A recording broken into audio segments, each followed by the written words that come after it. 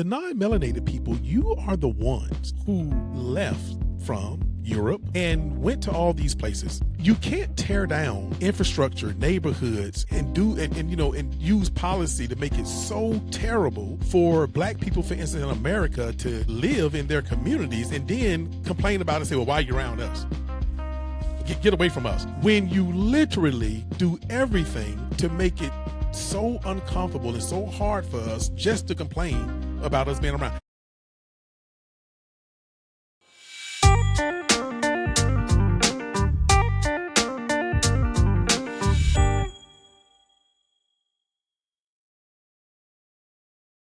Hello, Scouts. Welcome to the Local Lookout with Rodney and Bobby. This is Bobby Fryer. And again, my host again is Rodney Butler. So we look forward to having a good show today. What's up, Rodney? What's going on, Bobby? It's going to be an excellent show today. And I want to start out by saying we had a special guest scheduled for the day, and that's Commissioner Martin Raxton. And due to some logistical reasons, he could not be here. He may come in at some point. We've already let him know that we're going to reschedule him as soon as possible. But hey, Bobby, you've put together a great episode, and we have our Civics 101 lesson that you're going to be talking about, and it's going to cover some First Amendment stuff, all kinds of things been in the news about the First Amendment. Can't wait for you to break down some of this stuff, and also our hot topic, which we're going to talk about how other communities want for our community to grieve. I look forward to you breaking that down and talking about that. So, Bobby, without further ado, brother, let's jump right into our Civics 101 lesson on the First Amendment. Thank you. So the Civics 101 lesson, as Rodney said, is going to be on the First Amendment, the First Amendment of the Constitution. You know, that document that is currently being trampled over. And quite frankly, I don't know. I don't want to say it's dead, but we're fighting to keep it alive. Those of us that actually believe in the term, quote unquote, democracy. But that's a whole nother topic, whole nother show for another day. But we'll get right into it regarding the First Amendment. So I like to, of course, take my notes, do my own research, and I like to give it just straight from where it reads, right? But I'm going to summarize it this way. So the First Amendment of the Constitution, it protects 5 fundamental freedoms that we say we want. Here they are: freedom of religion, freedom of speech, freedom of the press, freedom of assembly, and the right to petition the government. It gives us the right to protest, okay? Those are the 5 that are covered under the First Amendment. So let's get to one of them right here. I do want to talk about freedom of the press. We'll start with that one first. Rodney, as I told you before, I have a degree in journalism. And one of the issues that we have right now that's currently plaguing our society is where are we going for our news? I don't think people even realize why the press is covered under the Constitution. It's a simple reason. If you don't have anyone asking pertinent questions to the government, all you're going to get is what the government wants you to know. There's supposed to be a balance.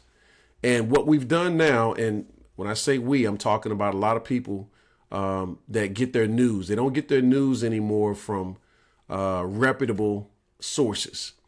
Everything is something they heard off the internet, or something that is on a TikTok, something that somebody stated in a op-ed piece. It's these kind of things that are going on right now. And so Facebook, social media. And hey, even people like us that have our own podcasts. But I can assure you that I don't speak about anything unless I've done some research on it, or if I'm going to give you the truth. The truth is the truth. There's nothing to run from when you state the truth. You don't have to remember what lie you told last to cover up the last lie. Just tell the truth. So when it comes to freedom of the press is supposed to be able to allow tough questions, to the government officials to find out the things that they're saying, if there's truth to it or not. Do you remember the term yellow journalism? There was a term called yellow journalism, right? And that was when you had the media outlets using sensationalized stories, right? That only gave you like portions of the truth, but not really the whole truth. That's the era we're in right now. We're in a lot of yellow journalism that's going on right now, where people are choosing the news media, or they're choosing the media that they want to support based on their opinions, right? It has nothing to do with fact finding like real journalists do. Real journalists are having a real problem right now in separating themselves from the hard work that they actually do into being thrown in the same boat with those that don't want to tell you the whole truth. And when I say that, I'm talking about those who do sensationalized stories. They take clips of something and they turn it into a whole segment, and they're not interested in giving you real journalism, so to speak. So that's one thing about the freedom of the press. That's what the press is designed for. So now if you're just going to always use the same sensationalized answer of, oh, they just lying to you. They just lying to you. Well, guess what? The media actually, let me get this clear. Reputable media, those that actually care about the information that they give out, they're not supposed to lie to you. All right. Let me say this. They can slant a story. Anybody can slant a story, right? But as far as the facts, they're supposed to give you the facts, right? If they don't, they're supposed to do what's called a retraction. We don't get newspapers anymore. I know there are people that still do. But if there was a story and there was any information in that story that was wrong, you had to print a retraction. That was to protect the reputation for the business, right? That I'm at least giving you the truth. And if you don't agree with me, then you know that you can do your own research, but I'm at least giving you the truth. Again, you can slant a story any way you want. They can do that. They definitely can do that. And we know that happens with black people. So I'm not absolving that part of the media, but as far as the actual truth, they're supposed to tell it to you. And if they don't, they have to do a retraction. And then there's also the opportunity for those that feel like they've been slanted. So you have libel and slander laws, right? Where you can sue. There are people that have sued on those bases and have won cases before based on the media giving a false story about them or the wrong slant, about them in general. There's plenty of stories like that. But now people have gotten so lazy with their thinking that they think anytime the media, depending on what station they're talking about, they're just lying to you. They're just lying to you. Meanwhile, if you are a Fox News listener, which I know there are a lot of people that listen to Fox News is not a news source. They're an entertainment conglomerate. Okay. They're interested in entertainment. So that way they can play around with different stories, but they are the only ones, if you notice, that have been sued, right? Not have been sued, but had to pay a fine because of false stories, right? So do with that what you will. That's the freedom of the press. The freedom of assembly, Bobby, which allows you. Before you move on to assembly, I just want to, while it's fresh in my mind, I want to hit a couple of those points. First, when you talked about journalists, you broke it down and you let people know that journalists have responsibilities. But opinion, people who write op-eds or people who do these opinion shows, in prime time, whether it's all those cable networks, those are people's opinions and they don't really have a responsibility.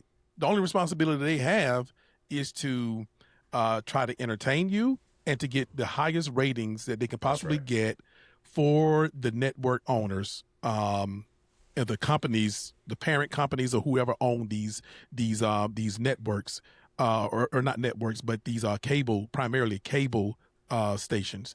And so I just wanted to point that out, is that true journalism, it's like you think about it nowadays, like who really wants to go to journalism school?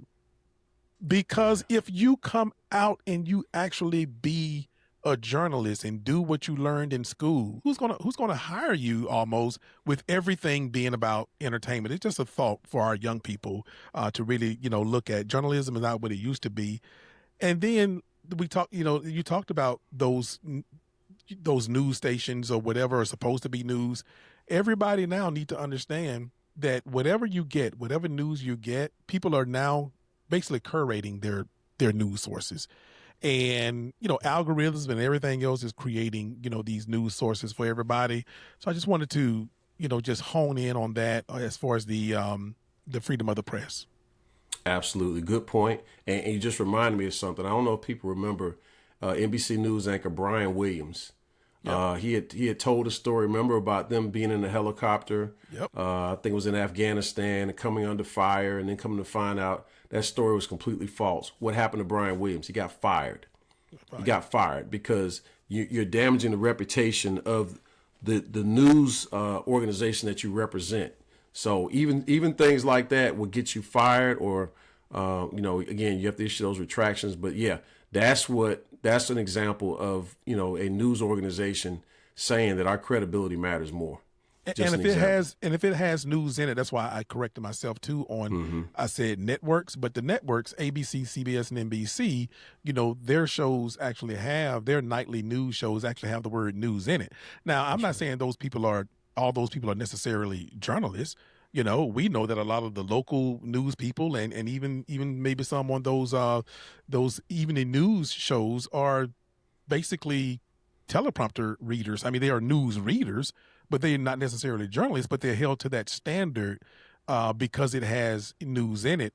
And I can't think of the law right now, but see, all that truth in journalism, Bobby, went away back in Reagan in the 80s with that, I forget the law, but I know it was truth in, when you had one side, you had to have an opposing side and all of that. Yeah.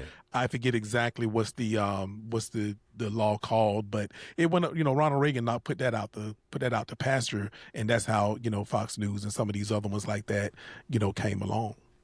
So and it's been Fox News is one of the worst things that ever happened, honestly, to news in this country. It's absolutely one of the worst. But okay, so freedom of assembly.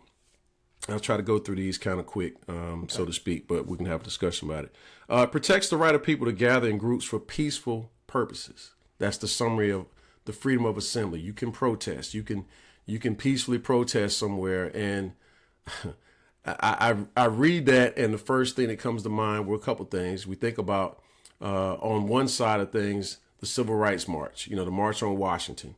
You think about the march on Edmund Pettus Bridge. Those were peaceful protests that were interrupted by violence on the Edmund Pettus Bridge. But you think about those situations where people peacefully protested.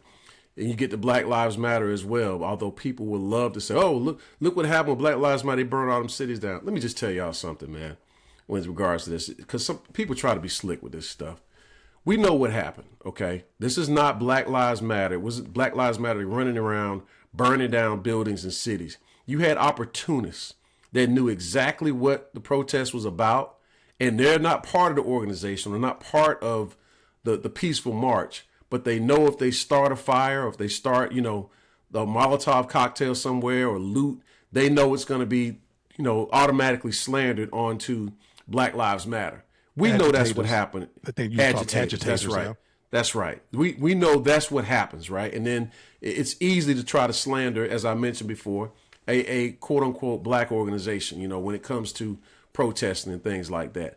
So that's an example of that. But then when you hear me say something like that, then there's January 6th. Okay. That's not a peaceful protest. January 6th was not a peaceful protest. So that's an example of, under the First Amendment, you're not allowed to do that. Right. And those that suffered the consequences did. But as a result of, the person that's in the Oval Office right now, he released them. And some of them have some terrible records, prior to all of this, where they should have never been released as a pardon in the first place. But we'll move on from that. But you know what, Bobby? Yes, sir. One thing real quick about those agitators is that I am so glad that our people, our community, fully understands. And we in our community have been through so much in this country with the First Amendment.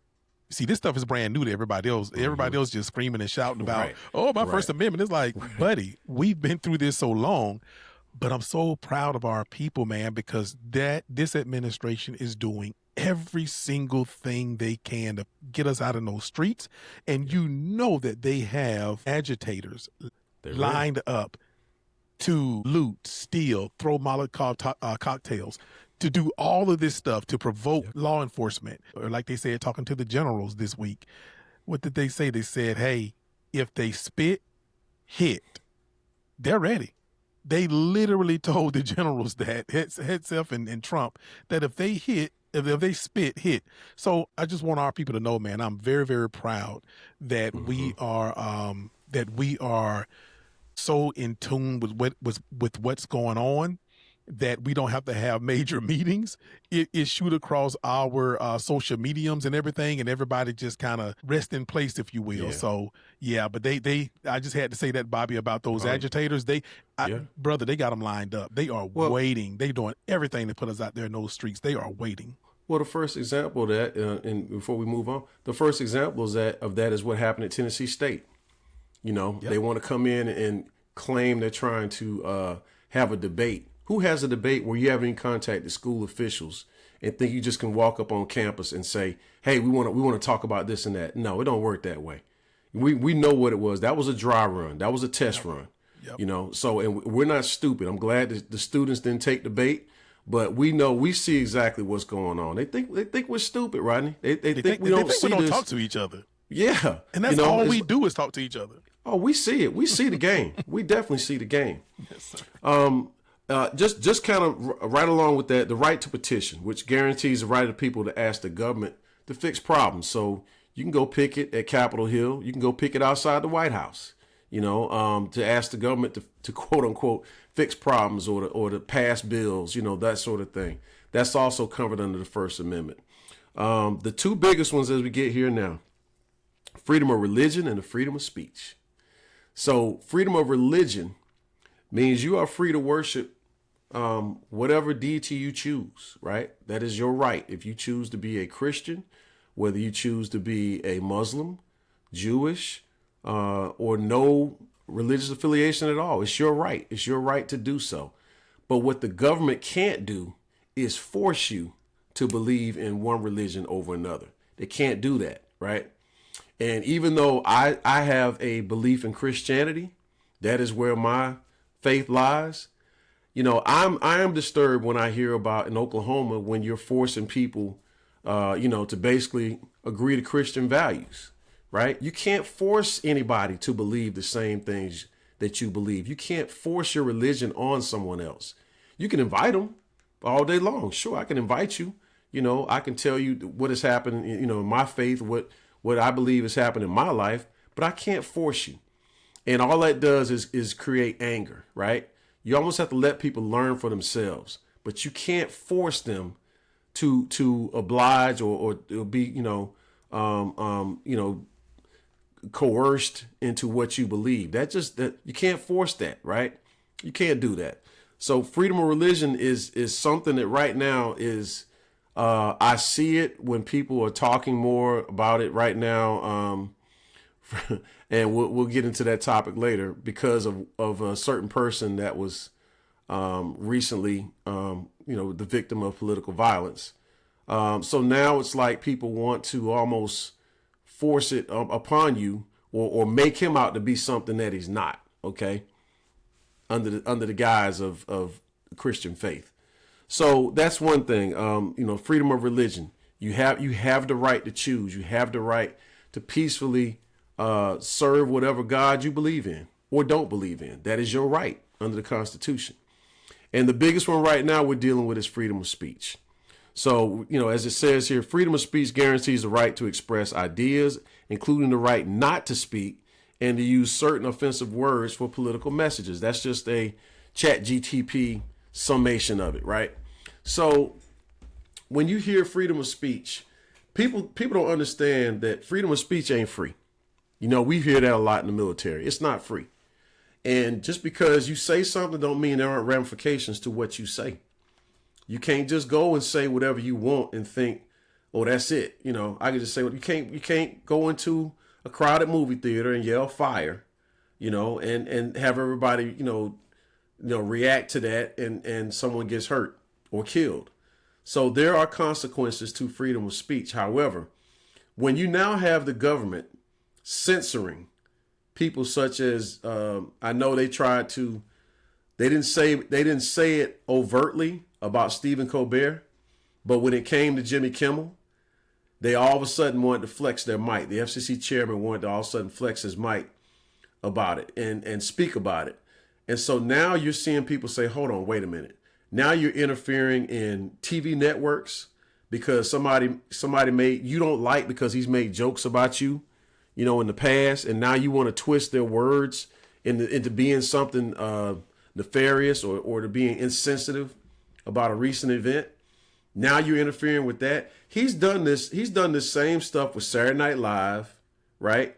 On certain stuff that's happened on Saturday Night Live. Just this constant interference now of what we deem to be just everyday life, everyday American life. He's interfering with that. And again, I ask all these Republicans that talked all of this stuff when President Obama was president, they were so worried about government overreach and all this. Where are they? Why are they so quiet? Which tells me again that you don't believe the stuff you say, man. It's a bunch of BS. You don't really mean that. You say it. Y'all say y'all want to abide by the Constitution. You see what's happening right now in this country, and you see what's going on. And there's no way you're going to sit here and tell me you stand by what's in the Constitution. There's no way you're going to tell me that if you're on the other side and have me believe that, because I can see, like we just read out here, certain things you don't believe in that. That's what you say, but it's not how you behave. It's not how you act. The same energy you had before, you should have that same energy right now. So I want to, get your thoughts on those last three. I know I spoke a lot on those. No, well, I'm going to just talk about the, like you said, the primary one, because I don't know how long our hot topic going to go, because it's hot. So, and that's the freedom of speech. We talked about a little bit, Bobby, before we went on, and that is, I think the biggest difference in, like I was telling you, that the reason that America didn't react the same way with Stephen Colbert as they did with Jimmy Kimmel is because you had a top government official to get involved, and that's the FCC chairman, saying things like we can do it the easy way or the hard way and all that silliness. And America don't like that when a government official. Now, they did, so the whole thing with Stephen Colbert, they was talking about how they were losing money and all that kind of stuff, and his ratings were down, and ratings are down across the board for those late night shows, right? And so America, like, even though I think most Americans, I would definitely say most Americans, I believe more than 50% of America was like, yeah, but okay, but we know the Trump administration has something to do with it. But at least they were not boasting about it. Now, of course, Mr. Sleep 2 hours a night or whatever it is and stay up doing whatever he does, couldn't resist himself by trying to, claim victory for Stephen Colbert going off the air, and he was celebrating it. But it's like, it just hit different, it hit different because it wasn't, I don't know what that says about how America sees Donald Trump as an official, but when he says, say something, it's like, okay, whatever. That's just what he does, which I think is very dangerous for America to think that way with him. But then when the FCC chairman, somebody who America does look at as an official, a government official, says something, then there's uproar with Jimmy Kimmel. There's uproar with Jimmy Kimmel. So I guess in a way what I'm saying too is Trump should be mad, because when he was speaking about Stephen Colbert, everybody like, meh, whatever. But then when the FCC chairman speak out talking about we can do this the hard way or the easy way or whatever, America went in an uproar, and now Jimmy Kimmel is back, 100% on all, broadcast. What is he? He's ABC on all ABC broadcast channels, throughout America. So, and I just want to say, Bobby, and I know we're not talking about this right now, but I kind of told you about this, and that is that I also think it's going to hit different with what has happened this week, which is putting those generals and admirals into that room and them getting scolded from what are supposed to be two government officials, the commander in chief And the Secretary of Defense, I wish the world I would say Secretary of War, being a multi-tour combat veteran. I wish I would. That'll never, whatever. That's the last time, probably the only time and the last time that'll come out of my mouth, unless I'm criticizing the Department of War. Okay, I'm criticizing it, so I'll let it come out of my mouth. For this defense secretary, government official, and the commander in chief, one who claimed he had made up some stuff with bone spurs, and the other one, I'm not going to denigrate this guy because he was in uniform, but everybody know that his military career in the Army Reserves was, I'm going to just put it this way, look it up. Just look it up. And you got these two people standing up on a stage, government officials again, talking to, I believe there was something like 800 generals and admirals or something like that in the room. And you're scolding them, you're lecturing them. I don't think it's going to hit. I don't think it's going to hit well. And Bobby, I hope that it hit like the FCC chairman telling ABC, and Disney what they're going to do or else. That's pretty much what they told those generals and those admirals today, to either you do this or leave this room right now and take your rank and all your retirement and privileges or whatever, take them with you because you're not getting them, to that effect. I'm going to see me and you both as are veterans of the United States Army. And I am eager to see if America going to defend their generals who take an oath, not to Donald Trump, but an oath to the Constitution of the United States against all enemies, foreign and domestic.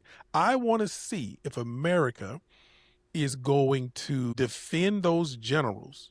They need us now more than ever. Defend those generals who did not clap, who did not budge. I want to see if America going to defend those generals like they did Jimmy Kimmel. That's going to be interesting. That's definitely going to be interesting. And, the thing about Kimmel and Colbert could be the coincidence, right? I'm just throwing this out here. Okay. Kimmel represents a pattern. Okay. One time could be a coincidence. 2 times is a pattern. And so I think that's what also led to the reaction with Kimmel. As it relates to the generals, most people understand like that's the top of the line in the military. Yes. If you're scolding them or talking down to them like, school children, so to speak, nah. Because the military is not your personal fighting force. They fight for the country. And we like you said before, we take a sworn oath to defend the country against all enemies, foreign and domestic. To defend the Constitution against all enemies, foreign and domestic. Right. So, if you're asking them, if you're scolding them for those that have served and for those that haven't but have the utmost respect for our military, that's just unconscionable. That can't happen. And it's just another example of stepping way too far, because he's already crossed the line a long time ago. Just going further and further. Just going further and further into the abyss. So, be careful what you say. Be careful what you do, because, and that, by the way, is interesting because it reminds me of what's happened with James Comey being indicted. Now you're indicting former FBI directors. And, there's a lot of us that are not James Comey fans. But the ironic thing is, as it pertains to this, though, is like, look, man, you're going too far. You're indicting him for what?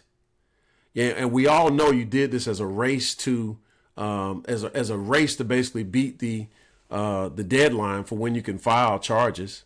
And everybody sees that you're mad with Comey because he spoke out against you, and he didn't comply with the stuff that you wanted him to basically just be his I don't want to say a whipping boy, a boy toy, just basically being his cabana boy, so to speak, as the FBI director, like the one you got now, with Kash Patel. So he wouldn't. And Bobby, one thing I want to say too real quick is that before I let you finish it, I'm going to finish up with the freedom of speech. Also, but before we move off of those generals and admirals, I just want to say one more thing. They also, I don't think they realize, because Trump didn't serve, and Hetzeth, I guess you could say he served, but I don't think they realize how much they disrupted good order and discipline when they talked to those generals this week. And I also don't think they understand just how much they have negatively affected recruitment. Yeah. I don't think they have any idea. And I think people were maybe trying to tell them that, but you know what? I don't know. Trump had people to push against him in his first administration. Yeah. You see, because he didn't know better, he didn't know anything. But now he think he knows everything, and he still don't know anything. Because he's just a puppet. We know it. He's just simply a puppet on strings. Yeah. But since he think he knows everything, and all he want is a bunch of yes men, a bunch of criminals and grifters and lynchmen around him, that I don't think there was nobody around him telling him that, hey, you are about to disrupt good order and discipline, and you're also about to, affect recruitment. But of course, the person that should be telling him that should be the Secretary of Defense. But he doesn't have one because he have a Secretary of War. I'm gonna get off that. Well, I think if I'm not mistaken, I think his highest ranking was major. And so when you think about it, it's like, so I thought it was captain, but you could be right. It might have been captain. Yeah, because I don't think he stayed in long enough. Well, I don't know. But either way it goes, you're talking to generals. You know what I'm saying? I mean, you didn't get hired than a lieutenant. You didn't get hired than a full bird colonel. Lieutenant colonel. You didn't get. I'm sorry, I said lieutenant at first. I meant colonel and lieutenant colonel. And you know what I'm saying? And now you're talking to generals like that. You didn't get any higher ranking. That's something you would have never done, never talked in a disrespectful tone if you were still serving, when you run across an officer of that ranking. So, you know what I mean? It's like, if you think you can just talk to them any old kind of way, it's just highly disrespectful. Just highly disrespectful. You know what, Bobby? I think he's a scorned soldier and probably got reprimanded by a female or by or a more senior ranking officer, and this is his get back. This is his payback, man. Just like the same reason a lot of guys who were picked on the school buses or walking home from school back in our day got picked on, they become cops. I think that he definitely gives that vibe, that energy of, I'm going to get you back, or this is my way of getting back at that woman or that person who outranked me when I was in the Army Reserves or whatever. That's just the energy it gives off to me. That happens. That happens. Yeah. But you said you wanted to give something on freedom of speech. You said you wanted to give a comment on that. Shoot, I forgot. We'll move on. We'll move. All right. Okay, so the hot topic. I had to bring this up. I had to talk about this hot topic because the incident occurred roughly now 3 weeks ago. It was in between the last, taping that we had, but it's regarding Charlie Kirk. And, this is someone who promoted a lot of racist tropes, definitely promoted them, repeated them often. I thought it was rather disgusting with the things that he said. Said Dr. King wasn't a good person, talked about the Civil Rights Act not being good. A lot of vile rhetoric that this man gave. This is someone who was a college dropout himself, a community school dropout, and he's going to question the intelligence of someone like a Oprah Winfrey, a First Lady Michelle Obama, Judge Ketanji Brown, Jackson, questioning their intelligence.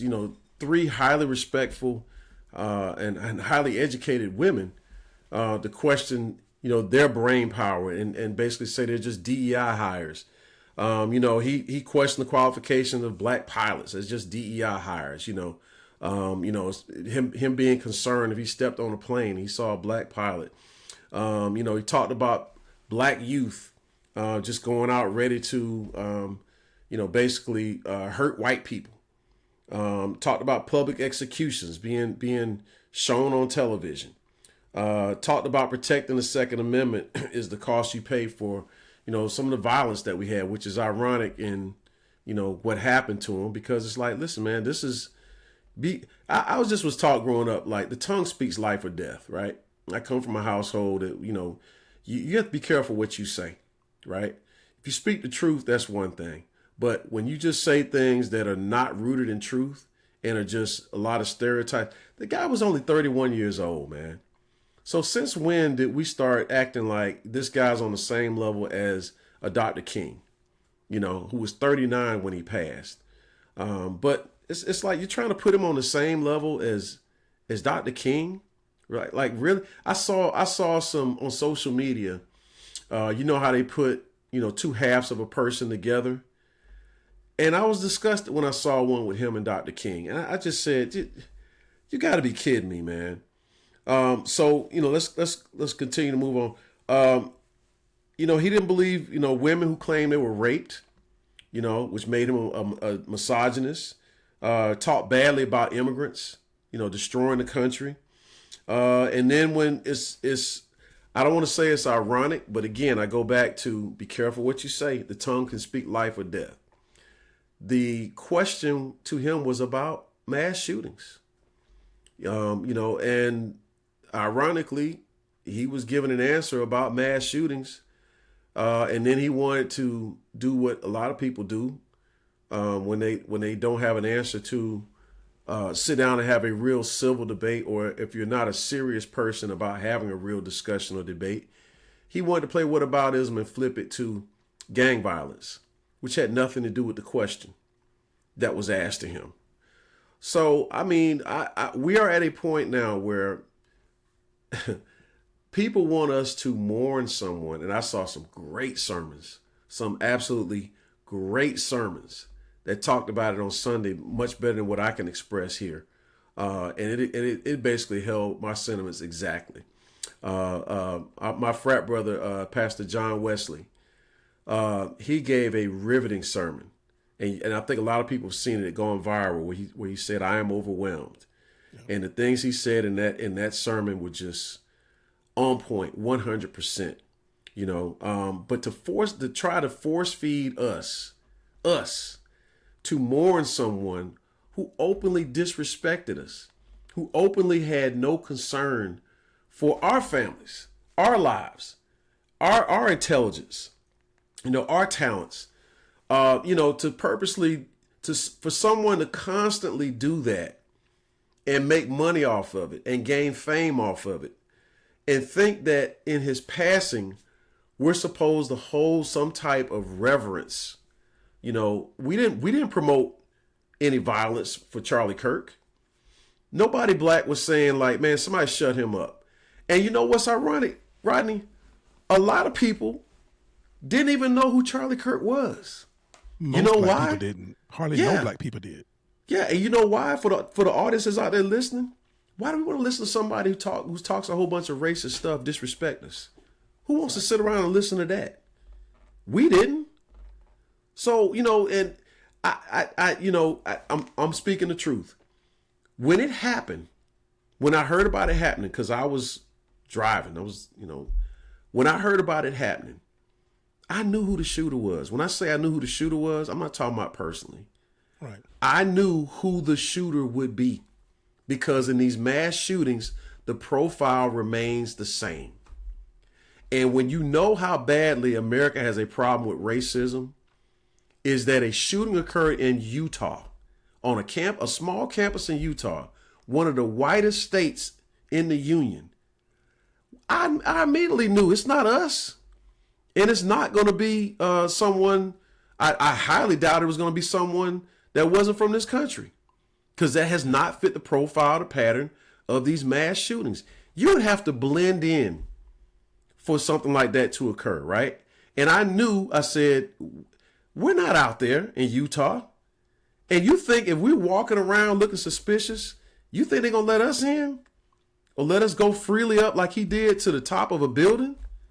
And nobody see him, nobody ask any questions, nobody call the police and be like, hey man, this is, I knew that. And when you heard the governor say he was hoping it wasn't one of them, he was hoping it wasn't one of them. Yep. Man, I could have told you wishful thinking. I could have told him that, because we've seen these mass shootings occur so many times. They've happened, like I said before, they've happened at schools, churches, synagogues, mosques, movie theaters, shopping centers. The list goes on and on. And for those that don't know, I've said this before.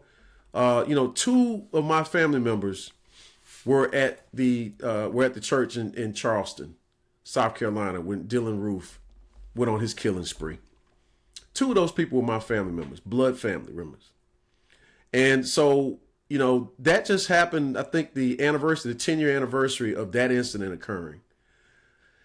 These things have consistently happened in this country, and it's fit one profile. If you look at political violence, period, in this country, for all that people want to talk about, we got to get these immigrants out of here, these illegals, and blah blah blah blah blah. They've done all this demonizing of immigrants coming here to this country, when immigrants have done far more to advance this country than anything they've done negative, right? So when you look at that, and we know where that demonization comes from. We know where it comes from. We know that's what's been force-fed to us for the longest time. But the bottom line is, when political violence has occurred, it's not us. It's usually not anyone from outside the country. Only reason why I say usually not, because there's a couple examples that I can give where it was someone that wasn't, from the country. Well, the number one I think of with that is Robert F. Kennedy, right? With Sirhan, who was a Jordan nationalist, I believe, is where he was from. Yes. And the murder of Malcolm X. It doesn't mean that the government wasn't involved, but everybody else, when you think about Dr. King, Medgar Evers, Fred Hampton, the list goes on and on, Bobby, of people who they want to shut up. Let me just say this too, yes, is sir. that just about, when you think about almost all of the people that you name, and then there's even more where they are not an American white male that's doing the killing in these cases of assassination and that kind of thing, then there's always suspicion around the killer.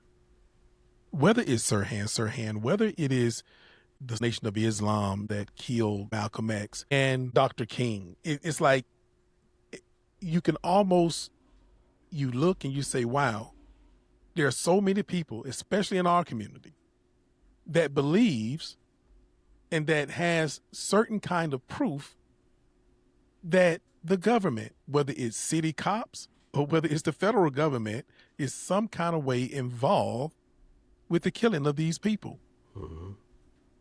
Definitely Fred Hampton. So, exactly. So even when it's a melanated person that is the so-called killer, there's always suspicion around it.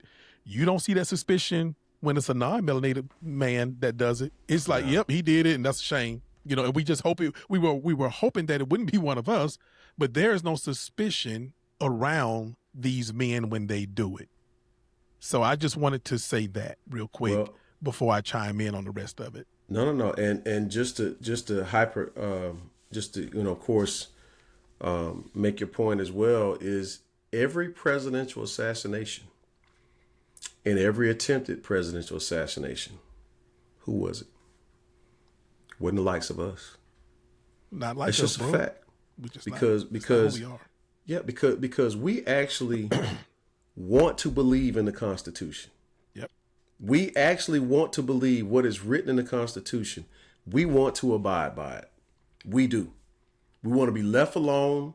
We want the country to live up to what the Constitution says. Black people have always been that way. That was our biggest fight. Yep. Even going back from the Civil War. That's our biggest fight, which is the Constitution says this. We're not living up to that as a country.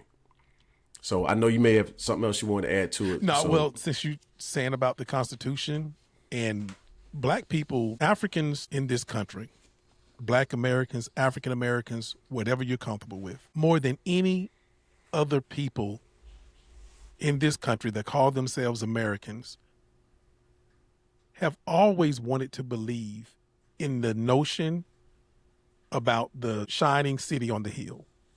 Yeah.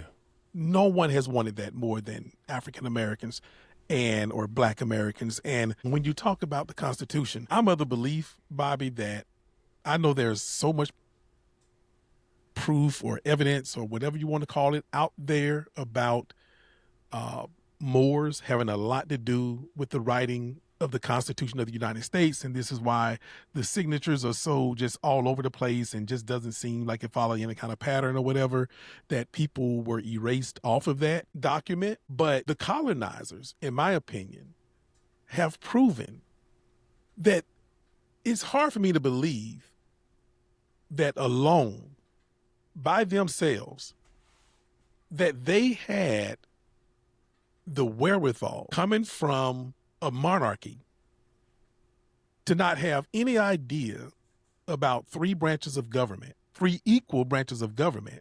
That just can't come out of thin air, brother.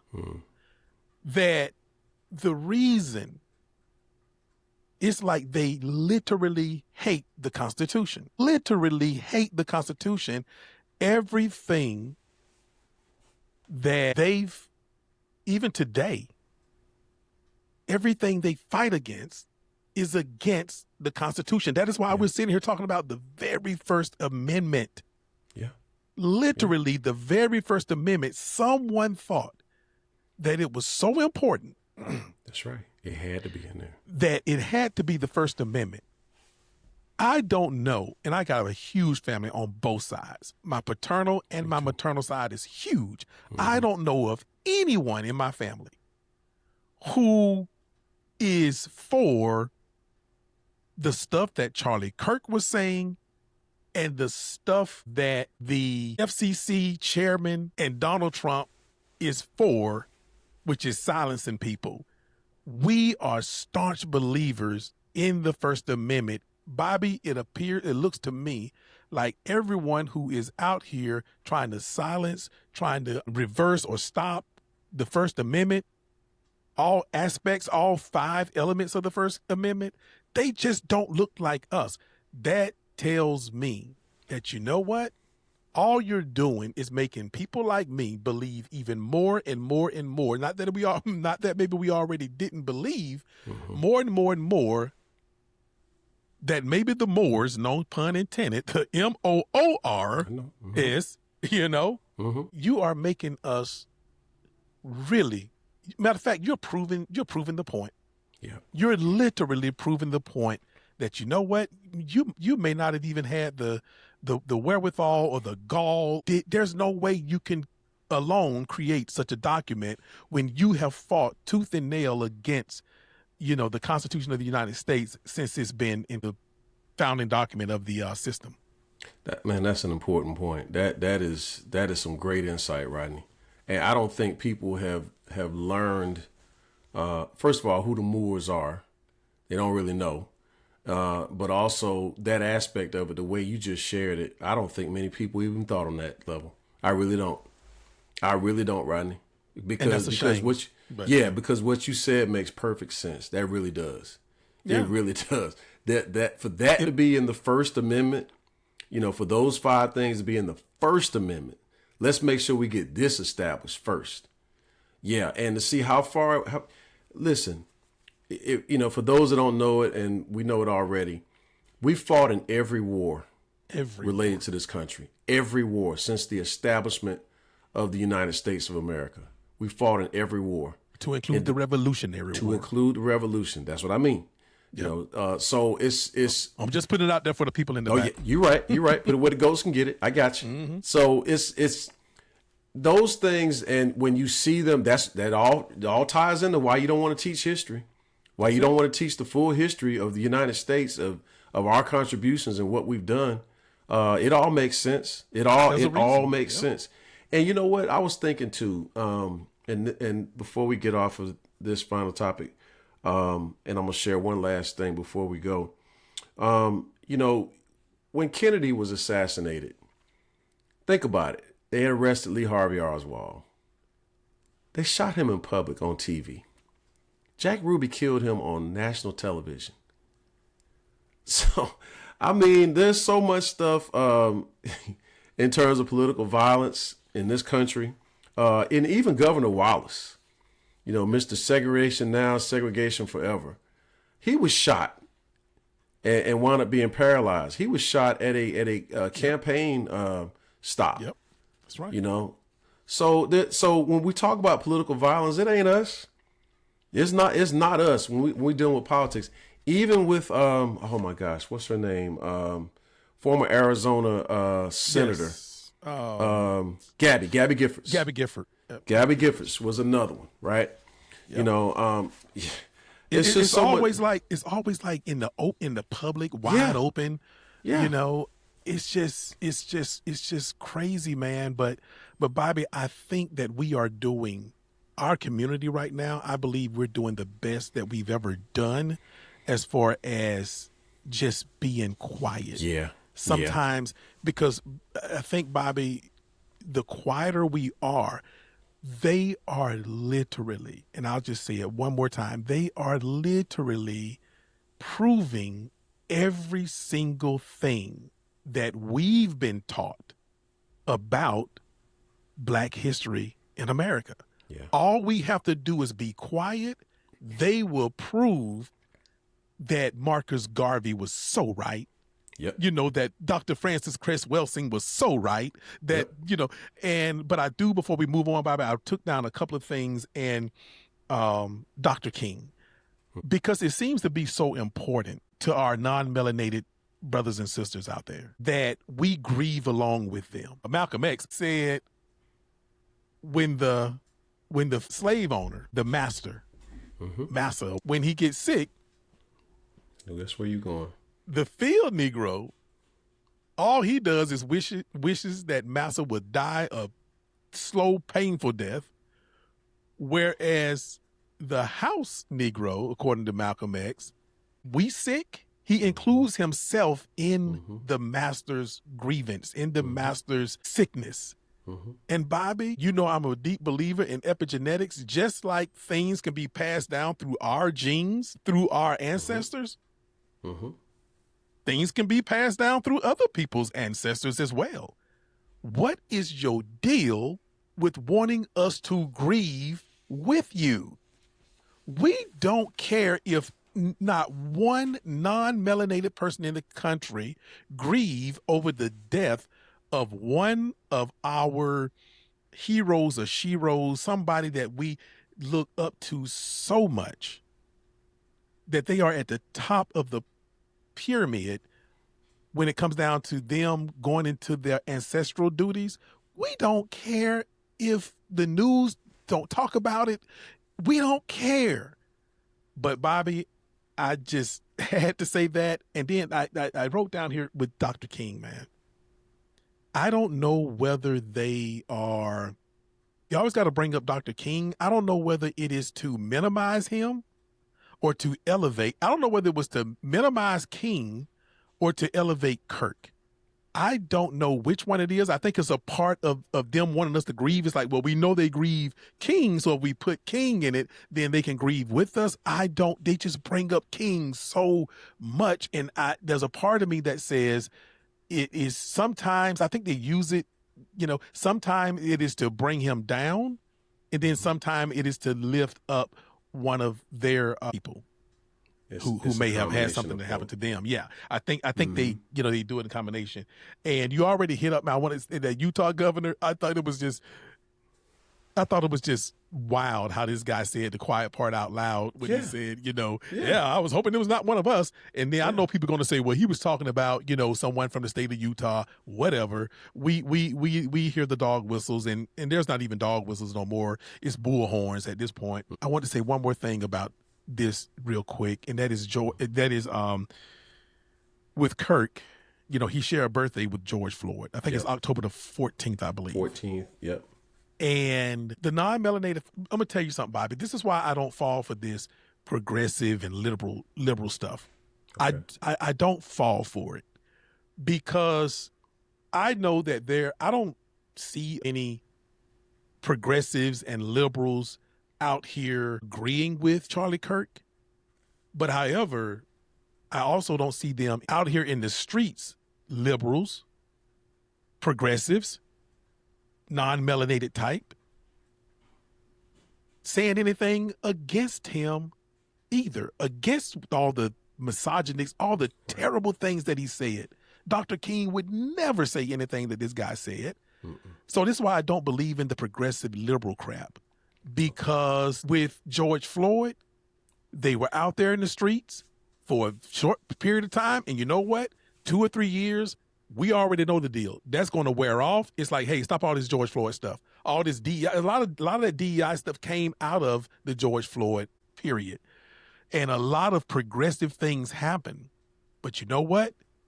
I don't see any progressives or liberals out there trying to get a holiday for George Floyd, and I'm not saying they're doing that for Kirk, but I sure as heck don't see them protesting against this young man having a holiday being observed or a day being observed for him. And then not only that, over 100, I believe, so-called progressives and liberals in the United States Congress voted for Charlie Kirk to be recognized on October the 14th.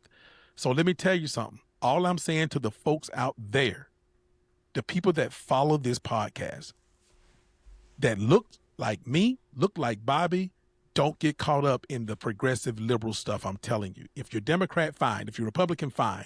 But don't get caught up in all that conservative, liberal, progressive. Yeah. All you have to do is just watch what these so-called people do and what they don't do, what they scream about and what they don't scream about.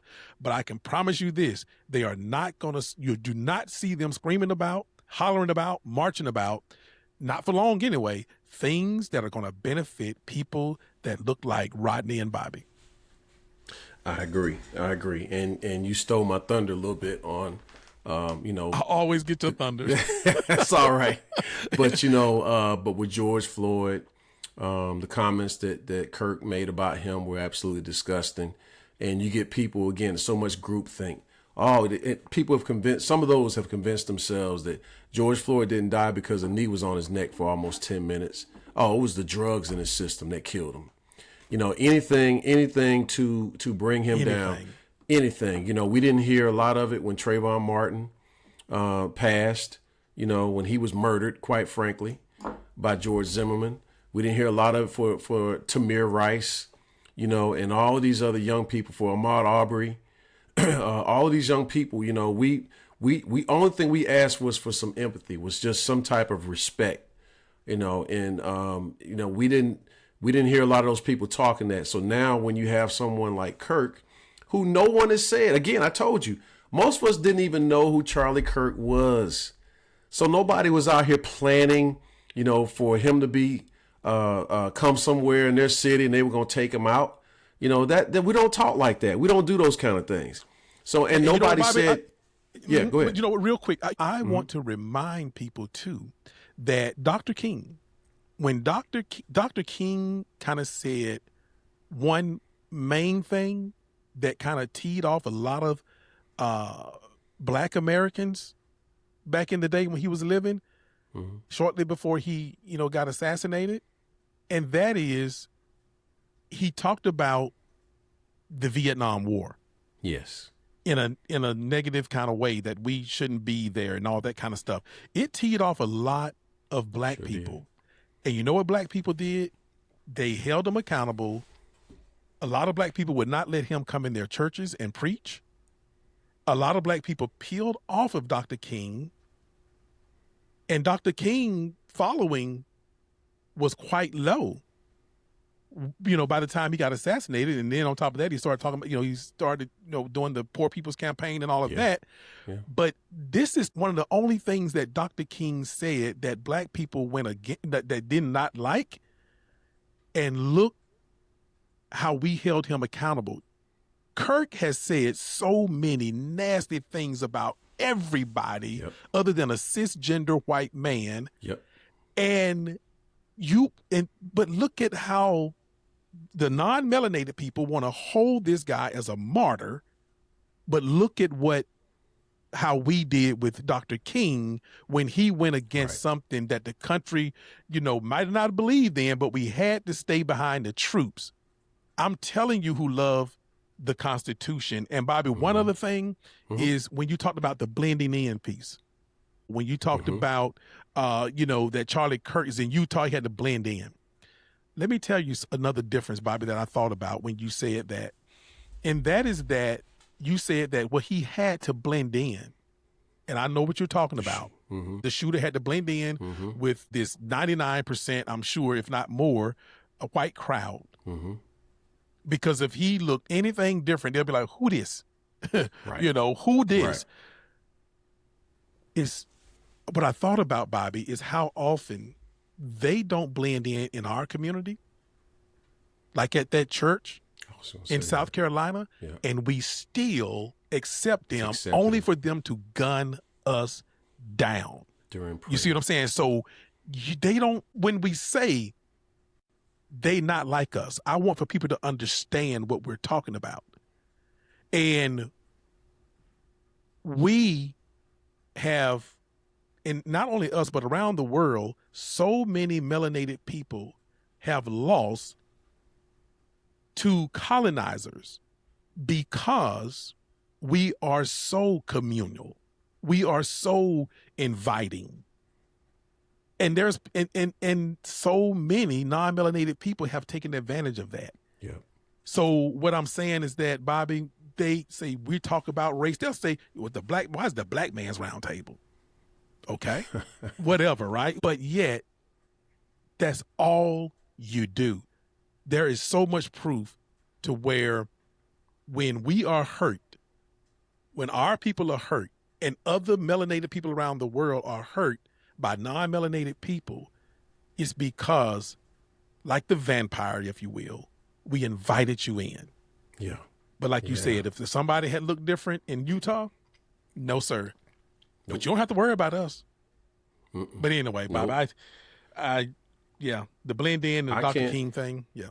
Yeah, I can't think of a time ever where we have advocated political violence, because we know we want to be able to speak, about things that have happened to us. Exactly. So nobody ever advocated for Kirk's, to be killed. No one advocated that. Again, a lot of us didn't know who he was.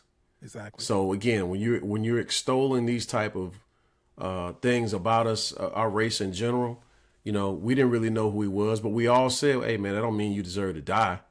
Would die like he did. None of us promoted, advocated that. But when people try to say like we're supposed to mourn the same way they mourn, hey man, did you do that when Trayvon Martin was killed? Do you even know who Tamir Rice is? Ahmaud Arbery. We talking about just a little basic thing. There's a host of other names I could lay out for you. Alton Sterling, Philando Castile. I mean, we can go on and on and on. Laquan McDonald. What's my girl? What's my girl in Texas? I'm drawing a blank right now. Sandra Bland. We can go on and on. But you know what, Bobby? We can go back. We can go back even a little bit further in order to make them get up off their feet or out of their seats and do something for the good of black people in this country.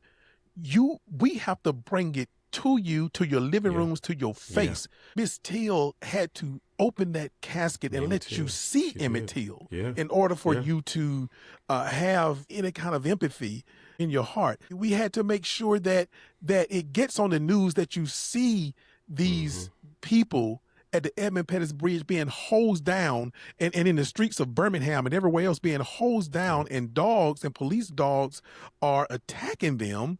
It has to get that brutal to George Floyd have to be looked at calling his mother in order for it to, and you want for us to grieve like you?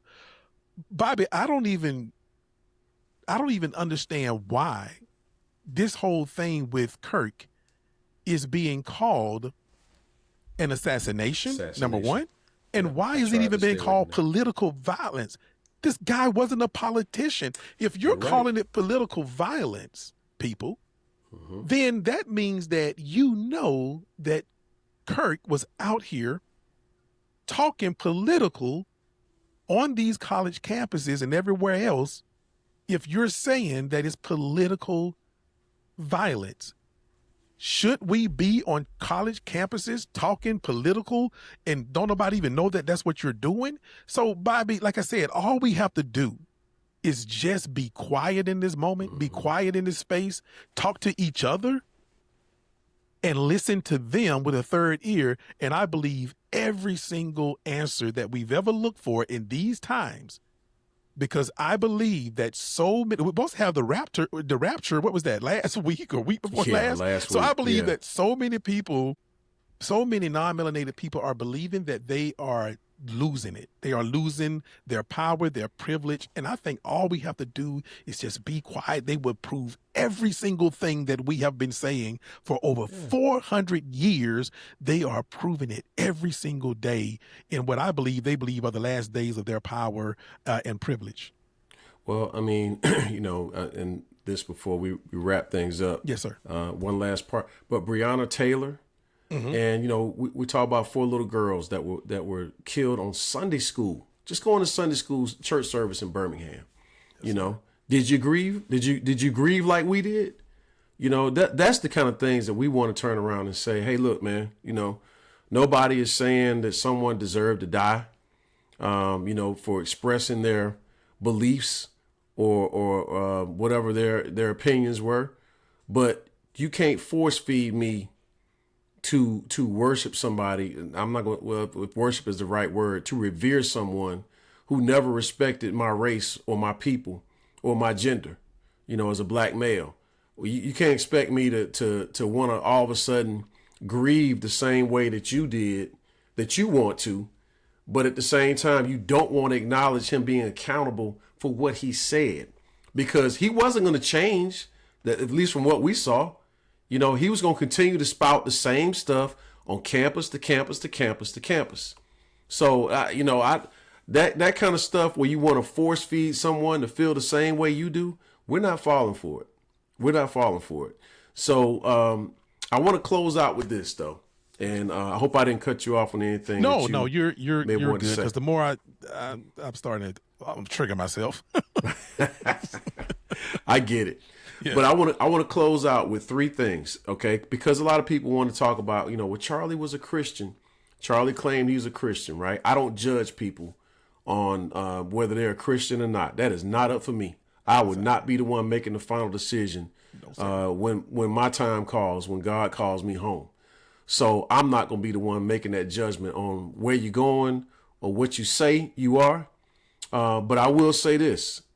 I don't know what Bible people are reading when they talk about who this person was, because they've said the same thing about the person in the Oval Office, right? and I believe the total opposite of him, but I'll leave that for another day. But in the Bible, it says, if you are a believer, all right, I'm going to go right to Matthew, and I got 3 verses to read. Okay. And just tell me, it's like, are you reading the same Bible I'm reading? All right, so Matthew 5 through 13. It says, blessed are the meek, for they will inherit the earth. Blessed are those who hunger and thirst for righteousness, for they will be filled. This is the new NIV version. For they will be filled. Blessed are the merciful, for they will be shown mercy. Blessed are the pure in heart, for they will see God. Blessed are the peacemakers, for they will be called children of God. Blessed are those who are persecuted because of righteousness, for theirs is the kingdom of heaven. Blessed are you when people insult you, persecute you, and falsely say all kinds of evil against you because of me. Rejoice and be glad, because great is your reward in heaven. For in the same way they persecuted the prophets who were before you. You are the salt of the earth, but if the salt loses its saltiness, how can it be made salty again? It is no longer good for anything except to be thrown out and trampled underfoot. Again, this is the NIV version. I'm going to go to another one. Matthew 25, 35 through 40. For I was hungry, and these were verses that I looked up because I remember them from church. Right. I wanted to read them out as it says, even though this is the New International Version. For I was hungry and you gave me something to eat.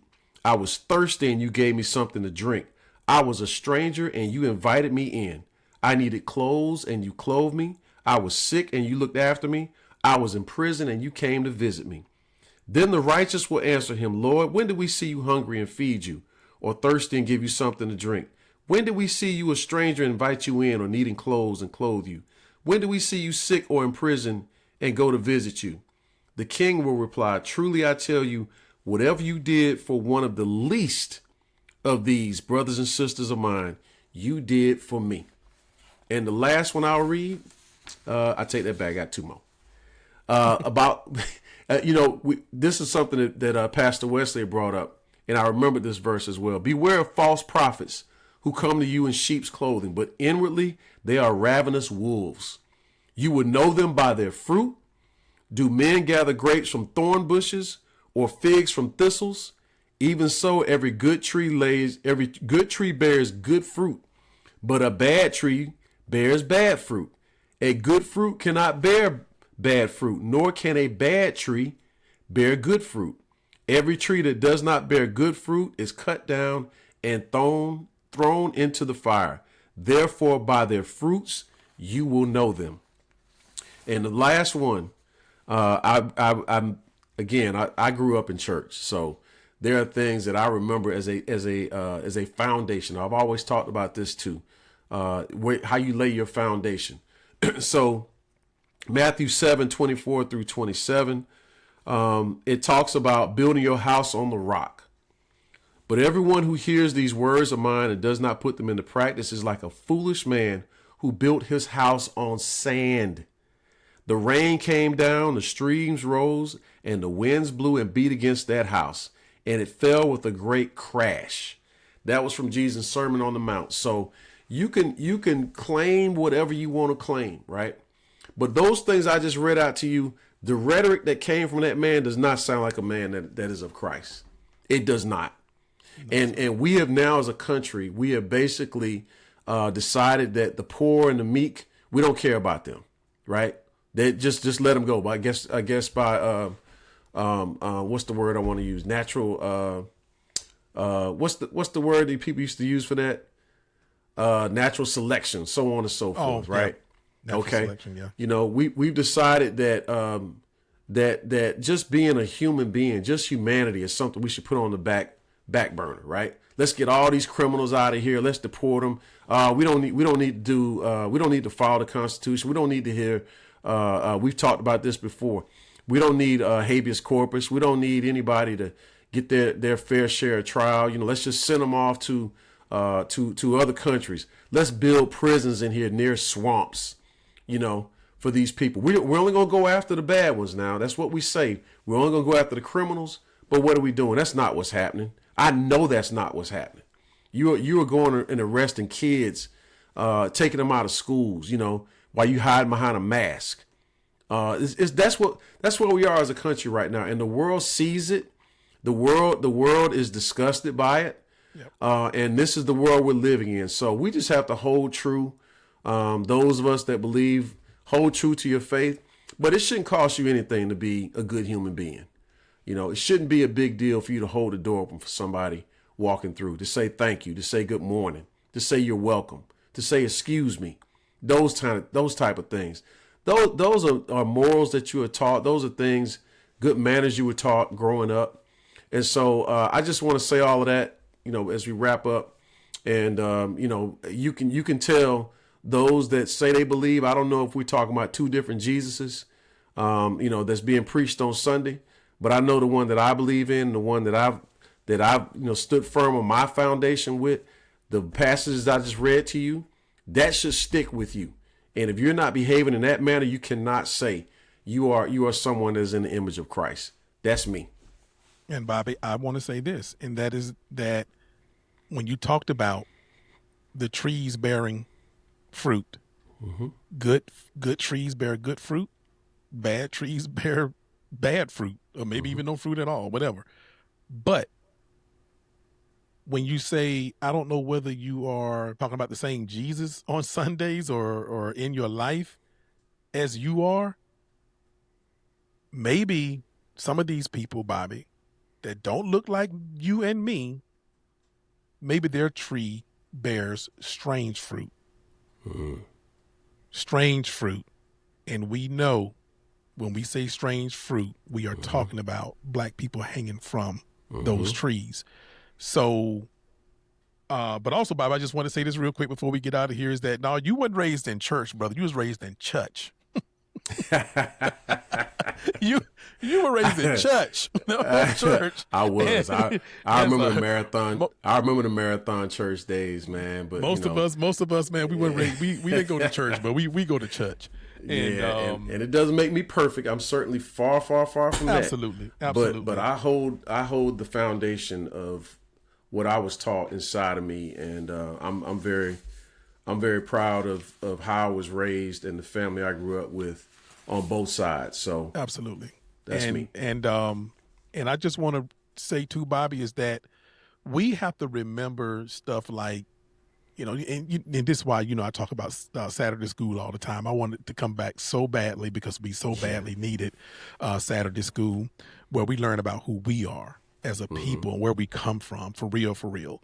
And I've been hearing it being talked about in certain circles. So maybe it's something, that's coming back. But, when I think about, and I want for us to think about, Bobby, that, we didn't leave.